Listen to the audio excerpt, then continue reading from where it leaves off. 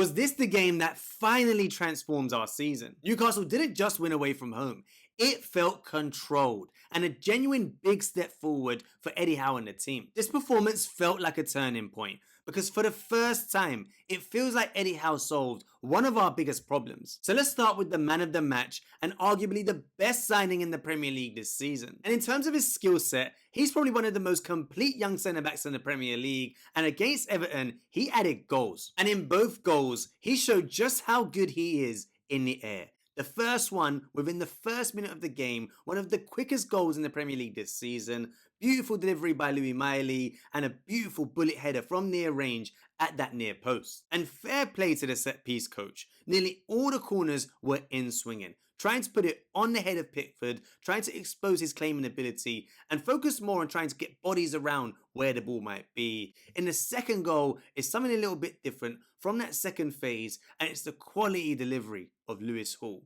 And Malik Thiaw, just that determination to beat his man at the back post, lovely run, and again, a lovely bullet header, exposing Pickford's ability to claim the ball, who comes out and then returns to the goal. And it's such a vital goal, both the first one and the second one, to securing this win for Newcastle. And as always with Malik Thiaw performances, there's little moments, hidden gems that show you just how good a centre-back he is. In this clip, he's showing that aerial ability against Barry, using that strength to knock him out the path and heading it away. But it's what happens next that's so impressive. As Mykolenko picks up this ball, he spots the passing triggers. A player with time and space to play that ball in behind, and the space vacated by himself by going for the aerial duel. And as soon as Dewsbury Hall reads the situation, a couple of seconds after Thiaw has read it, it's too late, because his pace has got him into the right position and reads that ball in behind, and he knocks it back to Ramsdale. And it's these types of situations that happen so frequently in games. And if you want to talk about technical ability, Jordan Pickford pings this ball, trying to find Barry.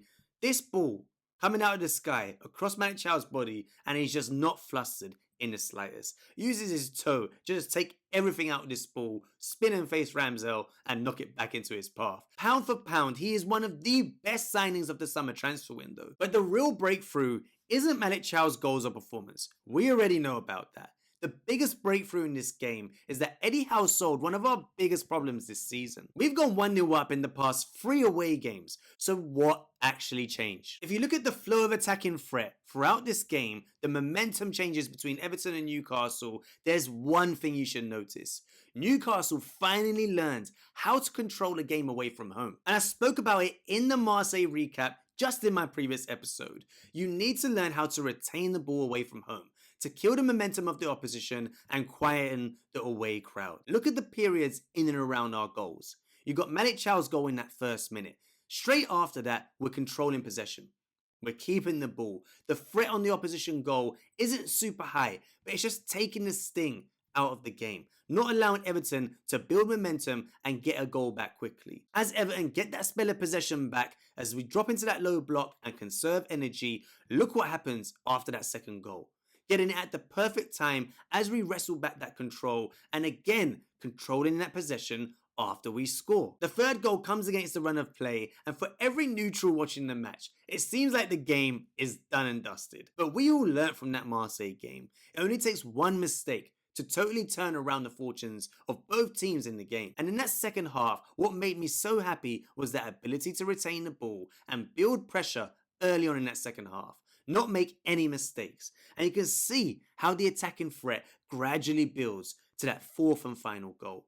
And then from then on, it's done and dusted. It's just that ability to keep control of a game, especially away from home, that was solved by Eddie Howe in this game. That was the most touches that we've ever had on the ball in any Premier League game this season, the most short passes we've ever played, and the highest pass completion rate. And it's no coincidence that it's the highest level of control that we've had in any away game this season. And a huge part of that control came from one player whose profile fits exactly what we need in our away games.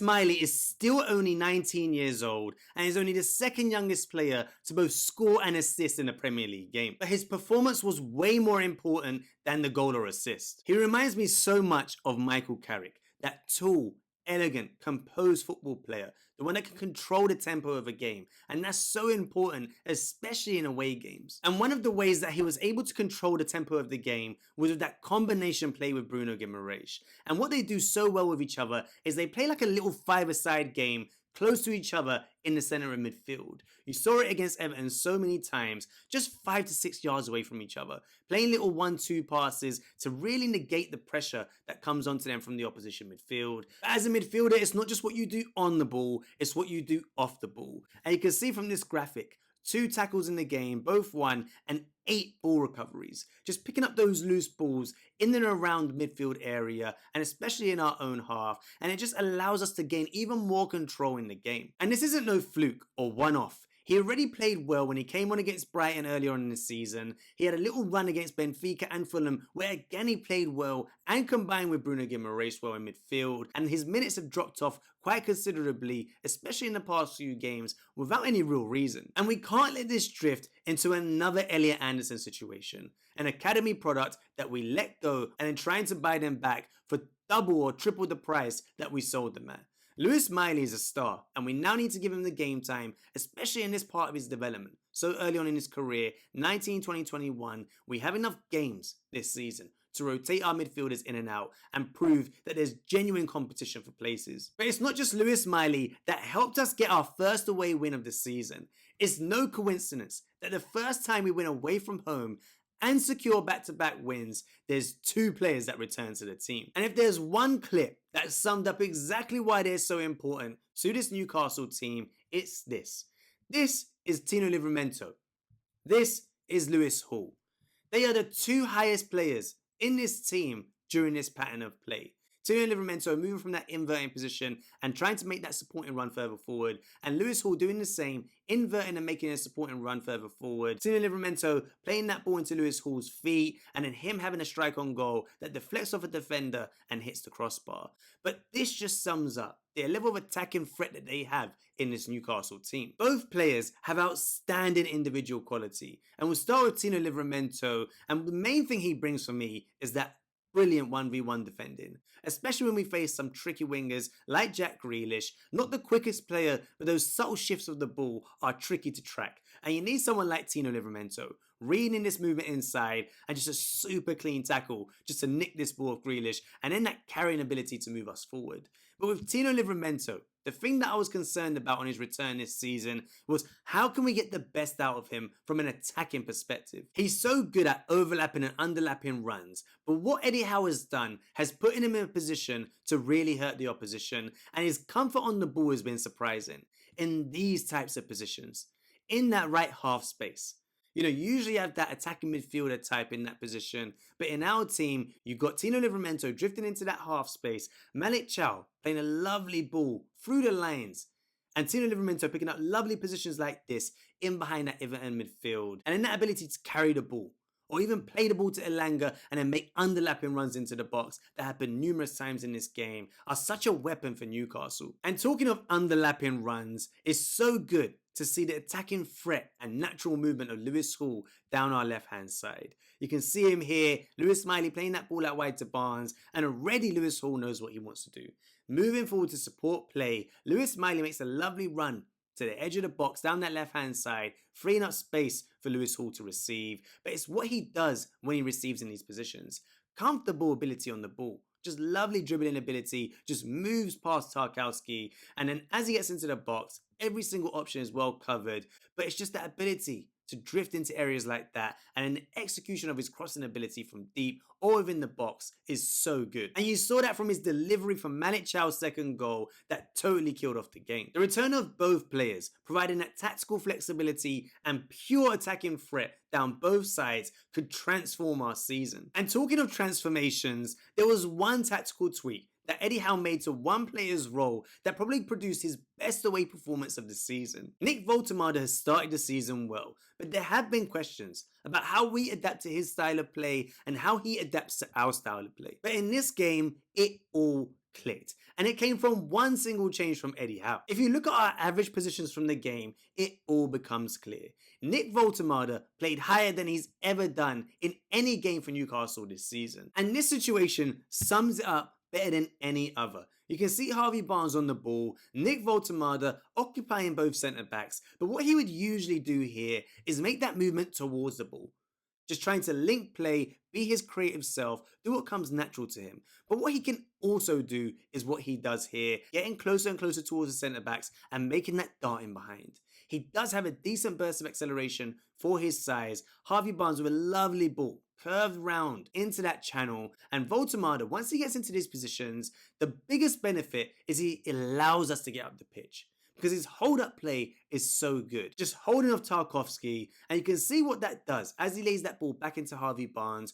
How many players are now in support of our attacking play? Now with that ability for Woltemade to stay higher, make runs in behind, and hold the ball up in higher areas of the pitch, we're able to support play and get up to speed with him quicker. And that ability to stay high, be that presence up top, worked out for him for his goal.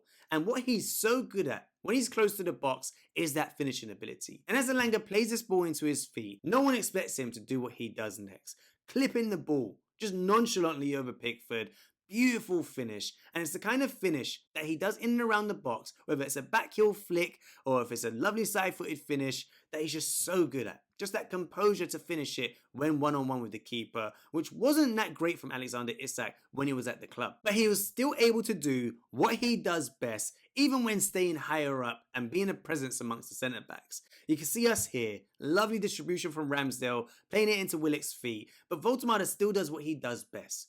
But this time he has players close to him in and around him. Another subtle tweak from Eddie Howe after the international break. This time is Willock moving in from that right hand side, plays that ball around the corner to Woltemade, who again drops deeper to receive the ball. They've dragged both centre backs out of position and Willock spots a space to drive into, but it's that quality in his passing, that creativity. Willock's making the run on his blind side and he still has that vision to check his shoulder and still make this pass round the corner back into Willock's run, and then Willock plays that ball into Ramsey and we have a shot on goal. And it's still that ability to vary his game from dropping deep, linking play, and still making those runs in behind and functioning more as a little bit of a target man that will work for him this season. He had the most touches of any game this season, the most touches in the attacking third, the most passes in the game, but more importantly the end product, the most shot creating actions of any game he's played in this season. This wasn't just an away win. Even the scoreline isn't as important as the performance,